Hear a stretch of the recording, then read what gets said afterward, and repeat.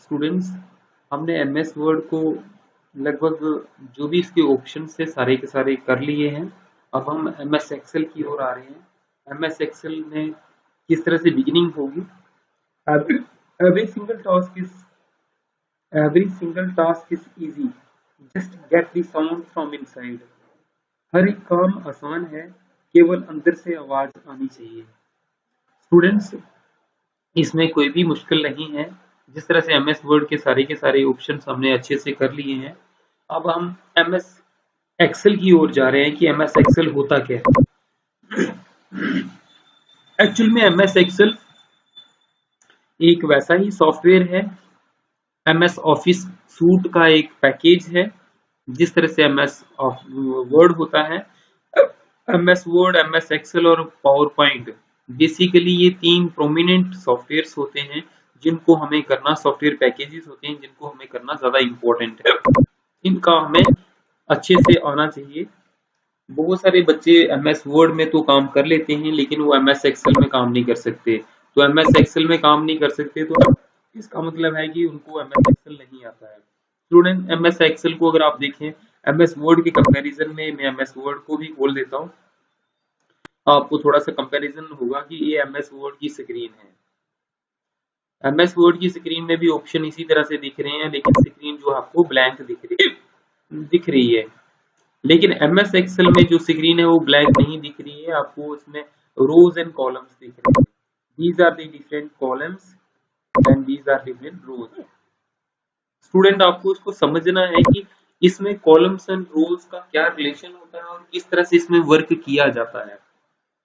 आज मैं पहले इसका ओवरव्यू दिखाऊंगा। एमएस वर्ड और एमएस एक्सेल में क्या फर्क है। जब भी हमें इसमें कोई टाइपिंग करनी हो, जिस तरह से हम इसमें लेटर में टाइप करते हैं,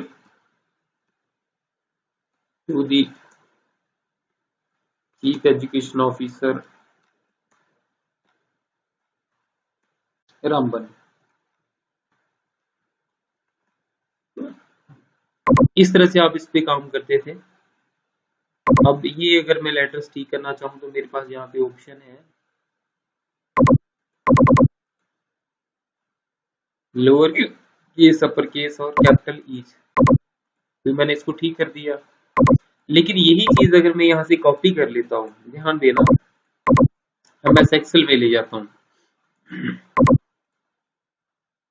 ये पेस्ट कर दिया मैंने। मैं इस डेटा को यहाँ से कॉपी पेस्ट कर सकता हूँ, लेकिन कॉपी पेस्ट तो मैंने कर दिया, लेकिन ये दिख किस तरह से रहा है, लाइनों के बीच में दिख रहा है। जब मैं इसका प्रिंट प्रीव्यू देखूं तो प्रिंट प्रीव्यू में भी आपको दिखेगा कि ये इस तरह से है, स्क्रीन ब्लैंक है और कोई भी लाइन दिख नहीं रही है और आपका कॉपी पेस्ट हो गया है। स्टूडेंट, एमएस एक्सेल और एमएस वर्ड में मेन डिफरेंस क्या होता है कि ये फाइनेंशियल, जितने भी फाइनेंशियल अकाउंटिंग वर्क्स होते हैं, जहाँ पे कोई भी मैथमेटिकल फंक्शंस को किया जाए, मैथमेटिकल ऑपरेटर्स को परफॉर्म किया जाए, वहां पे एमएस एक्सेल हमारा काम आता है। किसी भी किस्म की कोई कैलकुलेशन करनी हो, बहुत लंबी लंबी कैलकुलेशंस करनी हो, किसी की सैलरी बढ़ानी हो एम्प्लॉइज की, कोई मार्क्स कार्ड बनानी हो, किसी की परसेंटेज कैलकुलेट करनी हो, इन सभी चीजों के लिए काम आता है। इसको हम लेटर लिखने के लिए यूज नहीं करते हैं। लेटर लिखने के लिए यूज क्यों नहीं करते, क्योंकि लेटर लिखने के लिए हमारे पास एमएस वर्ड पड़ा हुआ है। हम उसमें किसी भी किस्म का कोई लेटर लिखेंगे, लेटर लिख के उसका हम यूज कर सकते हैं। लेकिन एमएस एक्सेल में ऐसा कुछ नहीं है। एप्लीकेशन हम लिखते हैं,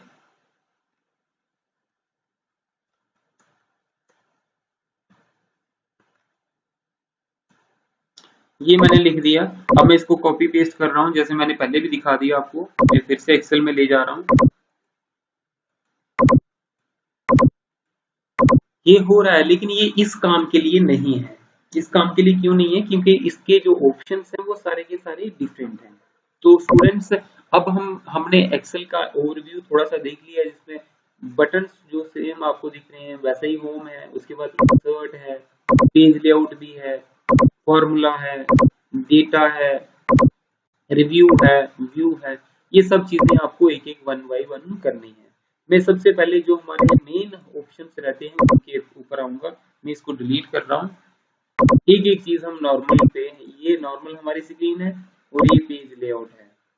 और पेज लेआउट है, ये है कि आपको पेज लेआउट किस तरह से दिखता है। आप नॉर्मल स्क्रीन पे आ सकते हैं और इससे पेज लेआउट पे आ सकते हैं।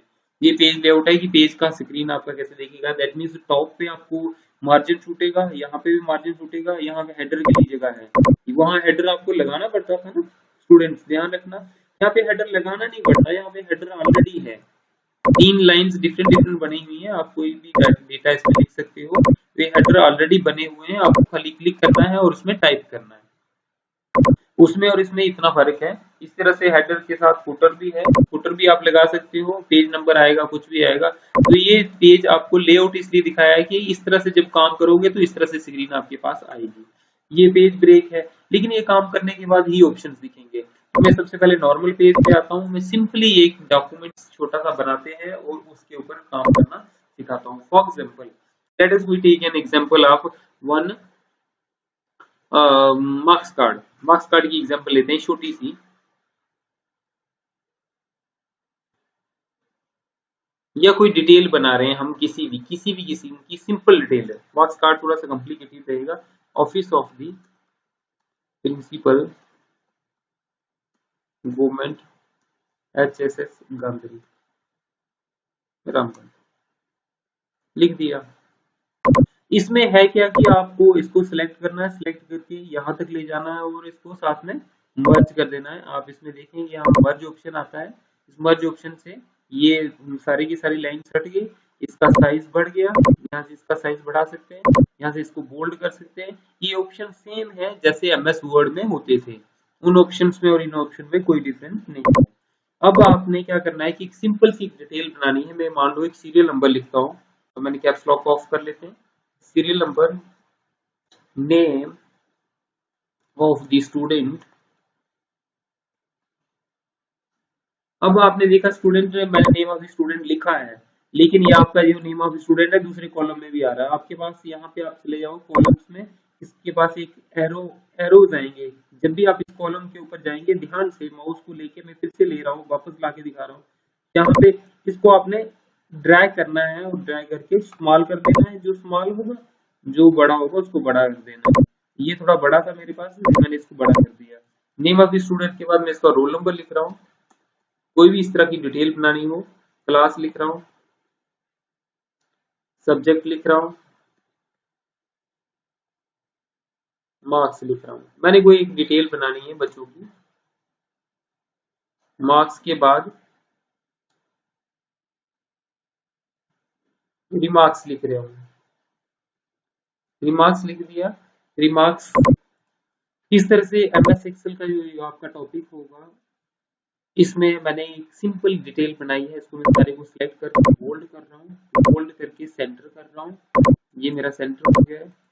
जो साइज मुझे बढ़ाना होगा उसको मैं बढ़ा लेंगे, अदरवाइज हम इतना ही रखेंगे। अब हम टाइपिंग शुरू करते हैं। देखना स्टूडेंट्स, इसमें इजी क्या है, 1 2 मैंने लिया, 1 2 लिया। अगर मुझे 10 कॉलम्स लेने हैं, 10 कॉलम लेने हैं, मुझे सिलेक्ट करना है इतना सा। ये यहाँ पे प्लस का साइन आएगा, ध्यान से देखना है, प्लस का साइन है। इस प्लस के साइन को माउस से ड्रैग करना है आपको। तो जहां तक ड्रैग करोगे वहां तक नंबरिंग ऑटोमेटिकली आ जाएगी। ये MS एक्सेल का बहुत ही अच्छे फीचर्स है, जिसमें मैं बच्चों का नाम लिखूंगा, राकेश कुमार, मोहम्मद आरिफ,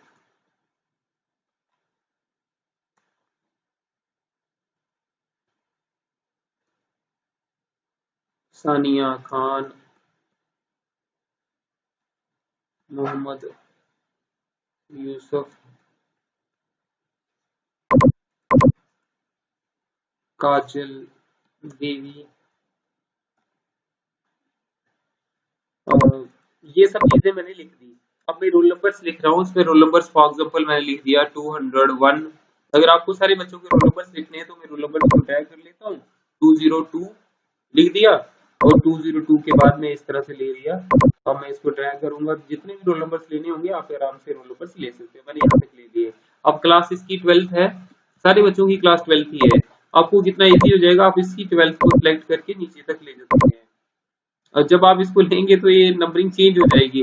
अब आपको इसको कॉपी करना है, कॉपी करके लेना है, क्योंकि ये आगे काउंटिंग बढ़ती जाएगी। आप कॉपी पेस्ट कर सकते हैं। यहाँ पे सारा 12th हो गया। अब सब्जेक्ट में मैंने आर्ट्स लिखना है, ये मेरा आर्ट्स आ गया। किसी का आर्ट्स है, किसी का मेडिकल है, किसी का नॉन मेडिकल है।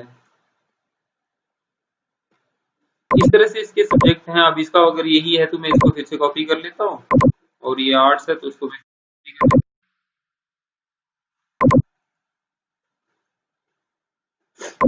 अब ऐसे ही बच्चों के जो मार्क्स हैं वो मार्क्स भी आपको लिखने हैं। जब आपको आपके पास ये होगा तो डबल क्लिक मारने से ये आपका हाईलाइटेड हो जाएगा। अब ये थोड़ा सा बड़ा है तो मैं मेडिकल के लिए थोड़ा आगे ले जा रहा हूँ प्रॉब्लम्स को। मार्क्स मैंने लिख दिए 334, 432, 267, 318, 239, ये नंबर लिख दिए। इस तरह से आपका ये डेटा बन रहा है। मैं सिंपल सा एक प्रोग्राम बना के बता रहा हूँ, सिंपल सा एक टेबल बना के बता रहा हूँ जिसमें आपको इस तरह का डेटाबेस को स्टोर करना होता है। अब इसमें सबसे बड़ी इंपॉर्टेंट चीज क्या है कि आप अगर इसका प्रीव्यू देखेंगे तो प्रीव्यू में कोई भी लाइन नहीं दिखेगी। तो जब आप प्रीव्यू में कोई भी लाइन नहीं दिख रही क्योंकि लैंडस्केप में है, आप इसको पोर्ट्रेट में भी कर सकते हो यहाँ से चेंज करके। ये पोर्ट्रेट है या लैंडस्केप है, तो मैं इसको वापस जाऊंगा और वापस जाके एक इतना सा पोर्शन सिलेक्ट करने के बाद यहाँ पे जाके इसको बॉर्डर दे दूंगा। ये बॉर्डर आ गया, ये बॉर्डर आ गया। बॉर्डर आने के बाद ये बॉर्डर ये बॉर्डर आपका आ गया। तो बॉर्डर आने के बाद आपका इस तरह से आप इसको अगर बड़ा करना चाहो बड़ा कर सकते हो, उसको कलर करना चाहो तो कलर कर सकते हो। तो ये बिगनिंग हमारी बिगनिंग स्लाइड थी। एक बिगनिंग स्लाइड में मैंने आपको इस तरह से बताया है कि बिगनिंग स्लाइड में आपको किस तरह से इसके ऊपर काम करना है और कैसे इसकी सिलेक्शन करनी है। तो आज का जो पहला लेसन था एक्सेल का, मैं इतने पे ही सीमित रखूंगा। कल इसके आगे ये ऑप्शंस करेंगे, आप इसके ऊपर प्रैक्टिस करें, कोशिश करें कि इसके आगे इसको किस तरह से किया जाए। और इसको ओपन करके जो फर्स्ट लेसन है आपको पहले एमएस एक्सेल को ओपन करना चाहिए। मैंने इसको सेव कर लिया है। सेव ऐसे ही होता है जैसे एमएस वर्ड में होता है। सेव करने के लिए मैं इसको बना लेते हैं कि डॉक्यूमेंट 1 के नाम से रख लिया, 1 रखा है, और इसको डेस्कटॉप पे सेव कर लेते हैं। ये डेस्कटॉप पे सेव कर लिया है, वैसे ही ओपन होगा वैसे ही खुलेगा। तो आज के लेसन में इस लेसन में इतना ही। हम नेक्स्ट लेसन में फिर से मिलेंगे, तब तक के लिए नमस्कार।